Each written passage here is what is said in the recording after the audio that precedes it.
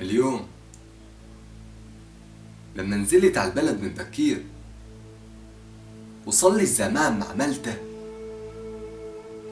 شفت كتير ناس. بس المشكلة اليوم ما كانت بالعجل، المشكلة إن كنت طول الوقت خايف من الناس.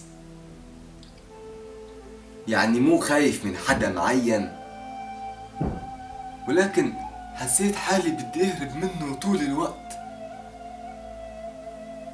ولما قررت أنزل على القهوة اللي في الشام اللي قديمة، ما قدرت أقعد غير ربع ساعة. ولما خرجت من سوق الحميدية وما لقيت أي شي أركبه، حسيت حالي عم أختم عن جد. كمان كان هناك الناس كتير، رايحة جاي رايحة جاية رايحة جاي. بس ست ختيارة كتير انتبهت لي، أو حتى حبت تعرف إيه صاير. سألتني في شي؟ كنت قاعد على حافة الرصيف بسند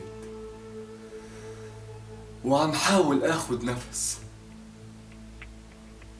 بعدين مشيت وانا ما عم شوف منيح، وضليت ماشي اكتر من ساعة بالشمس لحدا وصلت لهون.